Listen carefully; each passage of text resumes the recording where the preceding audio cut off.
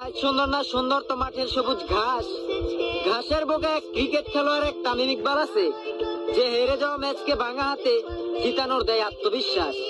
নেতা বুঝি না, প্লেয়ার বুঝি না, আম্পায়ার বুঝি না, যার কাছে দুর্নীতির নাই কোনো ছাড়। বাংলাদেশে এক অলরাউন্ডার সাকিব আল হাসান আছে, যে জিতা নয়, সিংহ নয়, পুরো এক রয়্যাল বেঙ্গল টাইগার। খারাপ সময় দেখে হয়তো দল থেকে বাদ পড়েছে, খারাপ হয়তো তার রাশি। হ্যাঁ, আমি এক মাহমুদুল্লাহ রিয়াদের কথা বলছি, যে কিনা হাজারো বাঙালির চোখে জল আসার পরেও তাদের মুখে ফুটিয়েছে হাসি। খাদ্য ছিল না, বাসস্থান ছিল না, ছিল না পরার মতো বস্ত্র। বাংলাদেশে এক কাটার মুস্তাফিজ আছে, যে হাজারো বাঙালির যুদ্ধের এক অস্ত্র। সমালোচনার চোখে পড়েছে, চোখের জল ছেড়েছে, অনেক কষ্টের পর তার মুখে হাসি ফুটেছে আবার। সে আর কেউ না, তাসকিন আহমেদ, যে এখন বাংলার ক্রিকেটে এক নাম্বার ইনসুইঙ্গের বোলার। কিপিং সহ ব্যাটিংটা সে ভালোই করে, চিকি করতে গিয়ে আউট হলে সে সহ বাঙালি সবাই পায় কষ্ট। হ্যাঁ, বাংলাদেশে এক মুশফিকুর রহিম আছে, যে দলকে জিতানোর জন্য তার একটা চিকি যথেষ্ট। আমাদের একটা প্লেয়ার আছে যার নাম শান্ত, সে শান্ত থাকতে থাকতে আজ খুবই ক্লান্ত।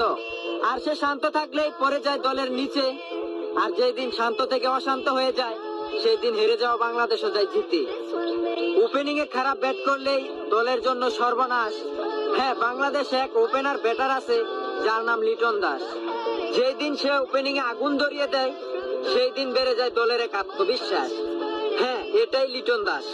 বাংলাদেশে বাম হাতি এক ব্যাটার ছিল, যাকে বর্তমানে দলের অনেক দরকার। হ্যাঁ, আমি ওই প্লেয়ার কথা বলছি যার নাম সৌম্য সরকার। স্বপ্ন দেখেছে বাঙালি তাকে ঘিরে, আবার আসবে সৌম্য সবার মাঝে ফিরে। মানুষটা খাটো হলেও তার সাহসটা ওই উড়ন্ত আকাশের বাজ। হ্যাঁ, আমি সেই মানুষটার কথা বলছি যার নাম মেহেদী হাসান মিরাজ। সে বলে দেখা যাবে কে কার বাপ, এবার আমরা খেলতে নয়, যাবো আনতে এক বিশ্বকাপ। বয়সটা কম হলেও সে কাউকে পায় না ভয়। বাংলাদেশে এক নতুন ব্যাটার আসছে যার নাম তাওহিদ হৃদয়। যেখানে কোনো প্লেয়ার চার মারতে পায় ভয়, সেখানে তাওহিদ হৃদয় মারে বড় বড় ছয়।